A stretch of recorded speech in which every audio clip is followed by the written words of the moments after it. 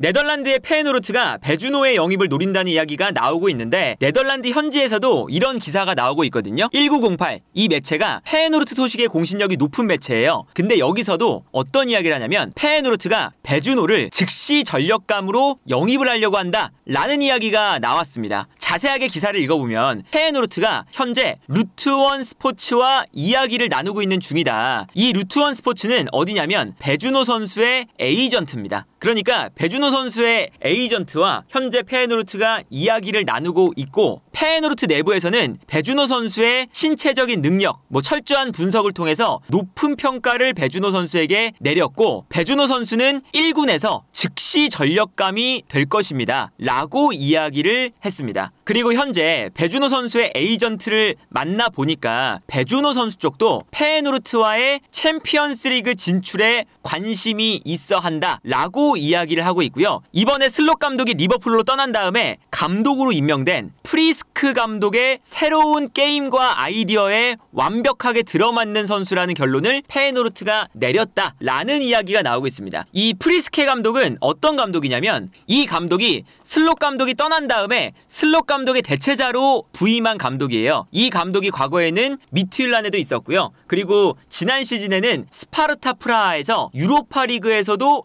리버풀을 만나서 굉장히 좋은 경기력을 펼쳤던 감독입니다. 물론 리버풀에게 16강 1차전, 2차전 통틀어서 10골 정도를 먹혔어요. 아무래도 전력차가 나다 보니까 대패를 당하긴 했는데 그래도 스파르타 프라하가 굉장히 좋은 경기력을 보여줬다고 평가를 받았던 팀이거든요. 그렇다면 여기서 배주노 선수가 페에노르트로 갔을 때의 경쟁 구도 혹은 프리스케 감독의 전술과 어떻게 잘 맞아떨어질 것이냐 라는 것이 아무래도 중요한데 그러다 보니까 지금 이 기사에서도 프리스케 감독이 배주노 선수를 본인의 전술에 맞다고 판단을 하고 있다 라는 이야기잖아요. 일단 프리스케 감독은 4-2-3-1 전형을 쓰기도 하고요. 3-4-3 전형을 쓰기도 합니다. 그런데 일단은 페에노르트가 지난 시즌까지는 슬롯 감독 체제에서 4-2-3-1 전형을 썼어요. 그리고 이 4-2-3-1 전형을 쓰다 보니까 프리스케 감독도 4-2-3-1 전형을 꽤나 많이 썼던 감독이거든요. 그러다 보니까 이제 어느 정도 맞는 부분이 있기 때문에 프리스케 감독을 데려온 건데 4-2-3-1 전형만 놓고 본다면 최전방 공격수 라인에는 당연히 이제 핫한 9번 공격수죠. 히메네스가 있고요. 히메네스의 백업 자원으로 이번에 영입된 카란사란 선수가 있습니다. 그리고 일본의 우에다 아야세가 있죠. 그리고 만약에 히메네스가 떠난다면 아마 9번 공격수를 주전급으로 영입할 가능성이 높기 때문에 일단 이 9번 자리는 배주노 선수가 뛸 자리는 아니고요. 2선 라인에 아마 배주노 선수가 뛰게 될 텐데 지금 현재 페에노르트가 어떤 상황이냐면 이란의 자한바크시가 지난 시즌까지 페에노르트의 주전 자원으로 많이 뛰었었죠. 그런데 자한바크시가 계약 기간이 끝나면서 팀을 떠나게 됐어요. 그러면서 일단은 이 오른쪽 측면에 하지 무사와 볼레마르크란 선수가 있습니다. 근데 이 두 선수 다 이번에 영입이 된 선수인데 이 두 선수가 주전급이라고 보기에는 약간은 애매한 자원들이에요. 그러니까 어리고 이제 유망한 선수들을 영입을 한 거거든요. 그래서 일단 배주노 선수가 2선 자원으로 경쟁을 할 때 쉬워 보이는 위치는 이 오른쪽입니다. 일단 이 오른쪽은 확고한 주전이 없는 상태고 이 두 명의 선수 모두 주전급의 선수는 아닌데 이번에 영입이 됐거든요. 그리고 배주노 선수가 주로 뛰는 공격형 미드필더 자리와 왼쪽 측면 공격수 이 두 자리도 재밌는 게 어떤 거냐 페에노르트가 몇 시즌간에 걸쳐서 계속 유망주를 수집을 하고 있습니다. 그러니까 유망한 선수들을 데려왔는데 여기서도 유망하지만 자리를 못 잡는 선수들이 많아요. 일단은 왼쪽에는 주전 자원이 파이샹이라는 선수가 있습니다. 그리고 공격형 미드필더 자리에는 스탱스란 선수가 있어요. 이 두 선수는 확고한 주전 자원이거든요.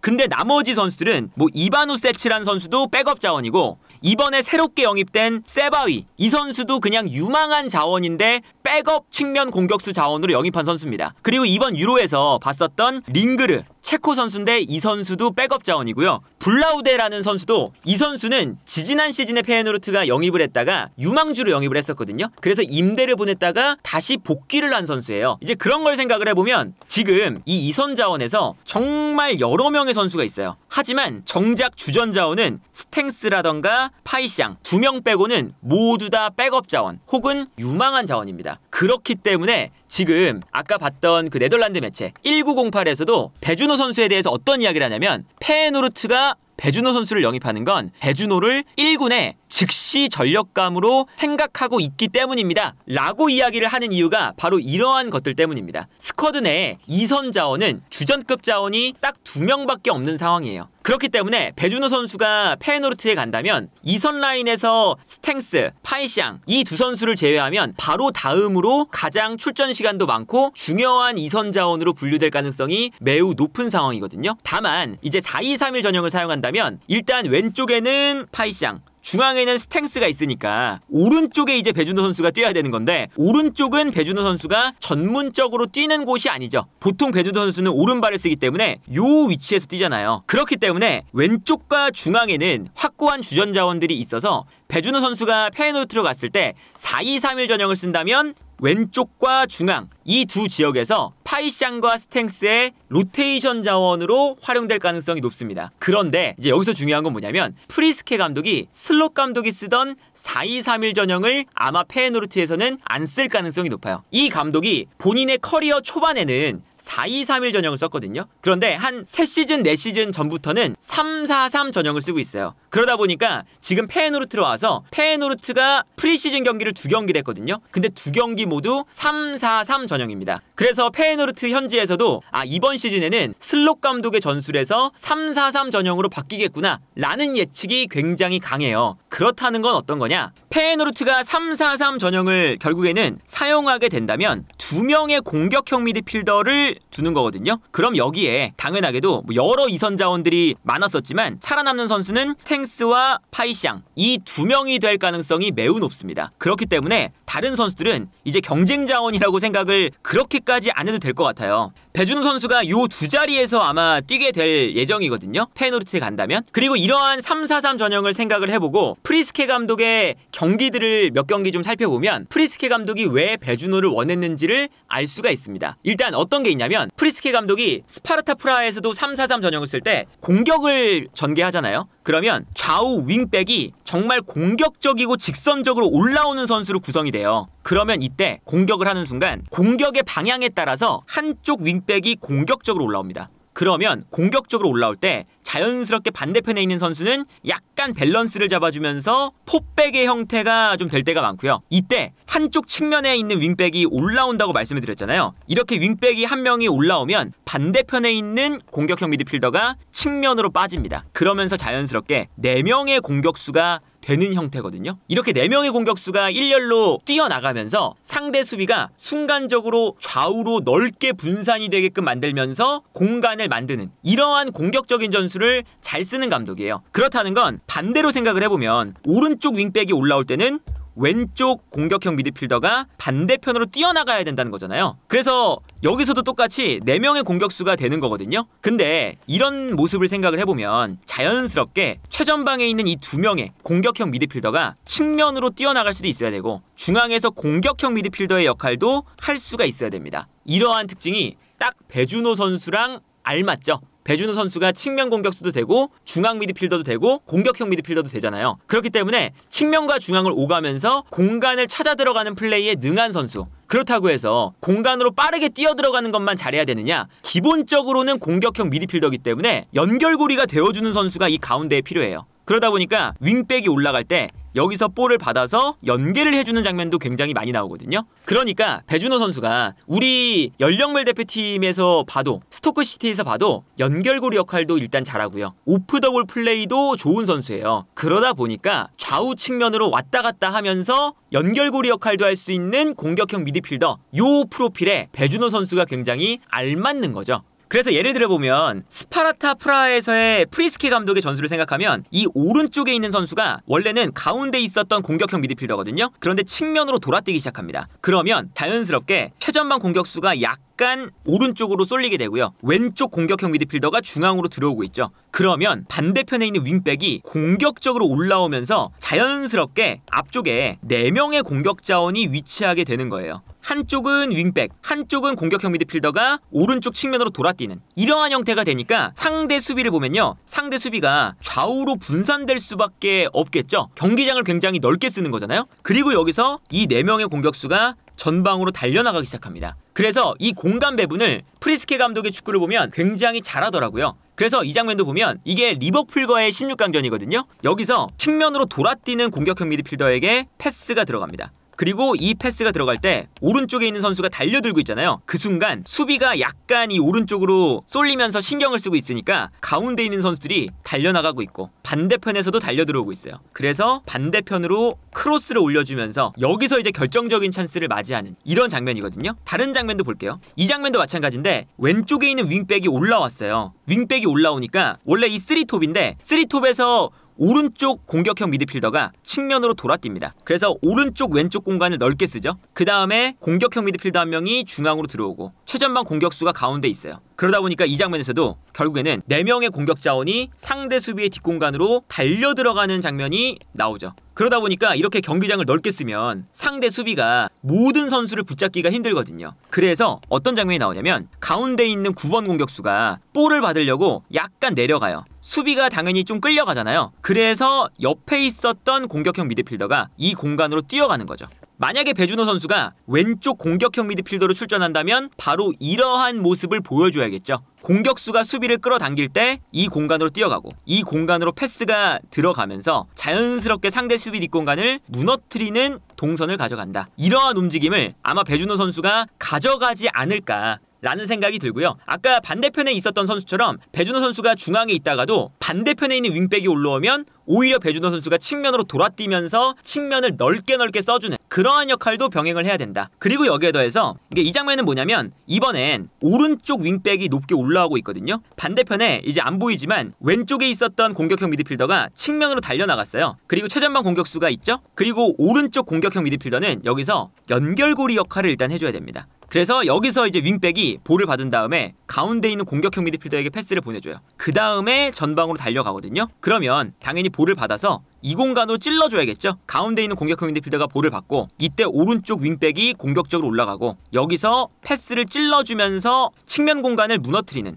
이런 장면이 나오게 되는 거죠. 그리고 아까 말씀드린 것처럼 공격형 미드필더가 자연스럽게 측면으로 빠지면서 이 장면에서도 최전방 공격수, 왼쪽 공격형 미드필더, 오른쪽 윙백, 그리고 아까 연결고리 역할을 했던 오른쪽 공격형 미드필더 4명의 선수가 전방으로 달려나가면서 공격을 전개하는 걸 볼 수가 있습니다. 그래서 이러한 경기 장면들을 보면 배준호 선수의 플레이 스타일이 아마도 프리스케 감독의 스타일에 잘 맞을 것으로 보이거든요. 실제로 지금 페에노르트에 남아있는 이 2명의 이선 자원, 주전급 자원이라고 말씀드렸잖아요. 이 오른쪽에 있는 스탱스는 공격형 미드필더지만 오른쪽 측면 공격수로도 뛰는 선수예요. 그렇다는 건 중앙에 있다가 측면으로 뛰는 것이 자연스럽다는 거죠. 파이시앙이라는 선수는요, 왼쪽 측면 공격수로 뛰고 있지만 오른쪽 측면 공격수로도 뛸 수 있고 공격형 미드필더 내지는 세컨드 스트라이커로도 뛸 수 있습니다. 그러니까 이 선수도 측면과 중앙, 반대편까지 모든 공간을 다 커버할 수 있는 선수예요. 그리고 앞쪽에 있는 히메네스, 카란사, 우에다 아에세 이런 선수들도 중앙에만 있는 게 아니라 좌우 측면으로 빠지는 스타일의 선수죠. 그러니까 예를 들어서 배준호 선수가 이 3-4-3 자원에 가장 배준호 선수가 선호하는 왼쪽 공격형 미드필더 자리에 나온다. 그러면 자연스럽게 한쪽 윙백이 올라오면 측면으로 빠지면서 히메네스 스탱스와 함께 4명의 공격 라인에 합류를 하게 되는 거고요. 여기서 이제 측면에 있지만 자연스럽게 스위칭이 일어나면서 가운데로도 들어가는 이러한 형태가 됩니다. 반대로 왼쪽 윙백이 올라오면 오른쪽에 있는 스탱스가 측면으로 빠지고 히메네스가 약간 오른쪽으로, 배준호가 가운데에 있는 거고, 여기서 배준호 선수가 공격형 미드필더처럼 플레이하면서 연결고리 역할도 중앙에서 좀 해야 되고요. 그리고 여기서도 자연스럽게 윙백이 올라왔을 때 윙백이 올라오게 되면 이 3톱이 스위칭하는 것에 비해서 조금 더 직선적인 플레이를 하게 돼요. 그러면 여기서는 히메네스와 또 스위칭을 하면서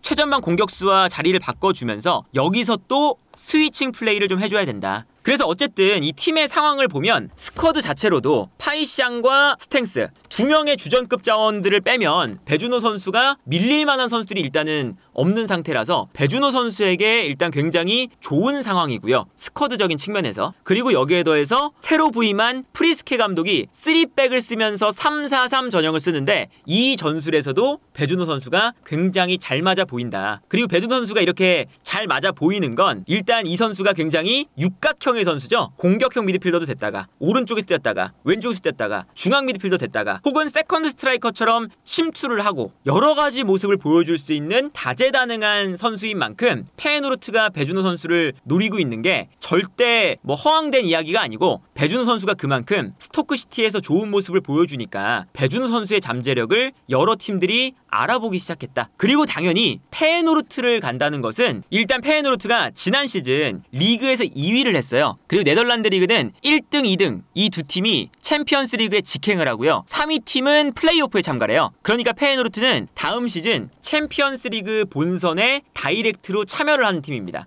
그렇기 때문에 배준호 선수가 스토크시티에서 페에노르트로 가는 건 굉장히 좋은 선택이라고 할 수가 있고 챔피언스 리그에서 뛰어볼 수 있는 기회를 얻을 수가 있는 상태예요. 그렇기 때문에 배준호 선수가 여러 가지 이제 고민을 하겠지만 일단 페에노르트에 갔을 때 이 팀의 위상적인 측면 그리고 페에노르트가 기본적으로 젊은 선수들을 잘 키워내는 팀이라는 것을 또 생각을 해야 되고 여기에 더해서 페에노르트가 챔피언스 리그에 나가서 중요한 무대에서 뛰기 때문에 배준호 선수가 더 빛날 수도 있다. 그리고 팀의 상황도 2선 자원 중에서는 배준호 선수가 갔을 때 공격형 미드필더 2명을 쓰는 전술에서 배준호 선수가 바로 3번째 자원 정도로는 자리매김할 수 있는 스쿼드다.